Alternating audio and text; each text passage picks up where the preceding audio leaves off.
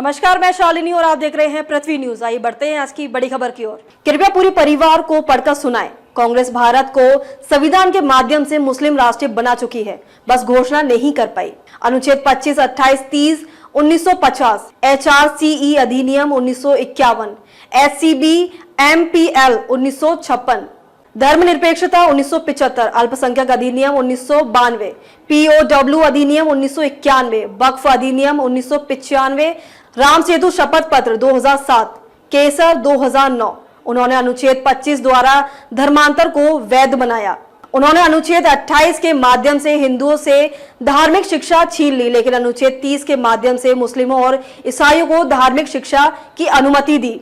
उन्होंने HREC अधिनियम 1951 लागू करके सभी मंदिरों का पैसा हिंदुओं से छीन लिया। उन्होंने हिंदू कोड बिल के तहत तलाक कानून, दहेज कानून द्वारा हिंदू परिवारों को नष्ट कर दिया, लेकिन मुस्लिम पर्सनल लॉ को नहीं छुआ। उन्हें बहुविवाह की अनुमति दी ताकि वे अपनी जनसंख्या बढ़ाते रहे। 1954 में विशेष विवाह अधिनियम लाया गया ताकि मुस्लिम लड़के आसानी से हिंदू लड़कियों से शादी कर सके। 1975 में उन्होंने आपातकाल लगाया, जबरदस्ती धर्मनिरपेक्षता शब्द संविधान में जोड़ा और जबरदस्ती भारत को धर्मनिरपेक्ष बना दिया। केवल हिंदुओं की नसबंदी का देश की डेमोग्राफी बदलने की शुरुआत की, जिसका असर अब दिखाई दे रहा है। कांग्रेस यही नहीं रुकी। 1991 में वे अल्पसंख्यक आयोग कानून लेकर आए और घोषणा की MSL M को अल्पसंख्यक माना जाता है। हालांकि धर्मनिरपेक्ष देश में बहुसंख्यक अल्पसंख्यक नहीं हो सकते। उन्होंने सरकारी छात्रवृत्ति जैसे विशेष अधिकार दिए ताकि अल्पसंख्यक अधिनियम के तहत उन्हें लाभ मिले। 1992 में उन्होंने हिंदुओं को उनके मंदिर कानूनी तरीके से वापस लेने से रोक दिया और पूजा स्थल अधिनियम द्वारा 40,000 मंदिर हिंदुओं से छीन लिए। कांग्रेस यही नहीं रुकी और 1995 में उन्होंने मुसलमानों को किसी भी जमीन पर दावा करने, वक्फ अधिनियम के जरिए किसी भी हिंदू की जमीन छीनने का अधिकार दे दिया और मुसलमानों को भारत का दूसरा सबसे बड़ा जमीन मालिक बना दिया।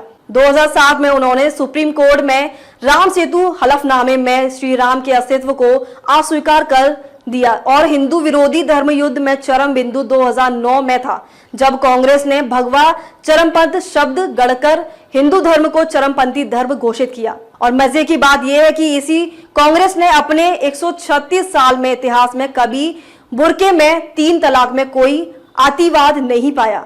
कांग्रेस धीरे धीरे बड़ी चतुराई से हिंदुओं को नंगा करती रही। वे एक एक करके हिंदू अधिकारों को छीनते रहे और अब हिंदू पूरी तरह से हर चीज से वंचित हो गए हैं।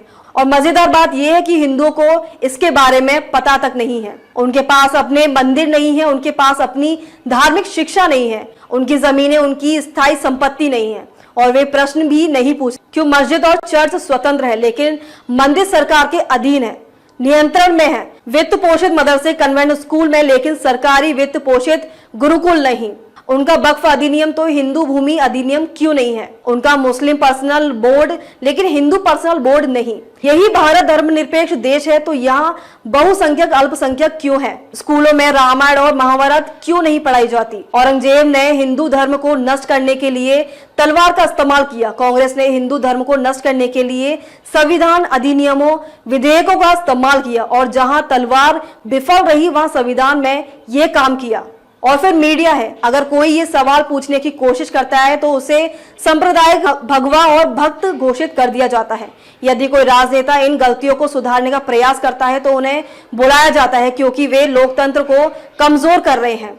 याद रखें, शक्तिशाली रोमन धर्म में पतन में केवल 80 वर्ष लगे। प्रत्येक हिंदू को रोमन सभ्यता के पतन के बारे में अवश्य पढ़ना चाहिए। कोई भी बाहरी ताकत उन्हें हरा नहीं सके। वे आंतरिक रूप से अपने ही शासन कंस्टेंटाइन और ईसाई धर्म से हार गए। हिंदू ने 1950 में नेहरू और उनके परिवार को चुना और भारी कीमत चुकाई है और अधिकांश वर्षों तक कांग्रेस सरकार से उन्हें नुकसान उठाना पड़ा है। हिंदुओं के लिए गुलाम मानसिकता से बाहर आने वाले और शिवाजी और महाराणा प्रताप की तरह बनने का समय आ गया है, जो अपने शासनकाल के दौरान कभी गुलाम नहीं बने। आज हमारे पास एक गतिशील प्रधानमंत्री है जिनके हाथों को तब तक मजबूत करने की आवश्यकता है जब तक कि हम दुनिया को तलवार से नहीं बल्कि वासुदेव कुटुंबकम से जीत न ले। क्या हमें इस एक पार्टी की जरूरत है जिसे हिंदुओं को इतना नुकसान पहुंचाया है?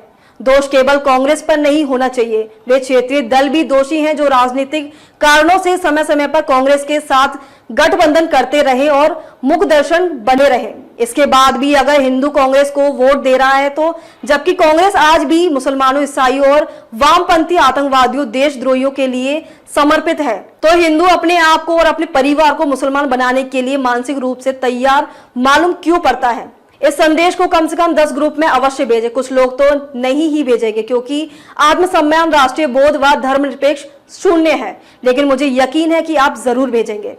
अब तक के लिए बस इतना ही, फिर होगी आपसे मुलाकात। तब तक के लिए नमस्कार और देखते रहिए पृथ्वी न्यूज। अगर आप में है देश के लिए कुछ कर गुजरने का जज्बा, अगर आप रखते हैं सच कहने की हिम्मत, तो पृथ्वी न्यूज आपको दे रहा है एक सुनहरा अवसर, जहां आप पत्रकार बनकर समाज में हो रही बुराइयों के खिलाफ अपनी आवाज बुलंद कर सकते हैं, अपने देश प्रेम को देश की सेवा का रूप दे सकते हैं। तो उसके लिए जुड़िए पृथ्वी न्यूज चैनल के साथ। अधिक जानकारी के लिए दिए गए नंबर पर संपर्क करें 7033179142 पर।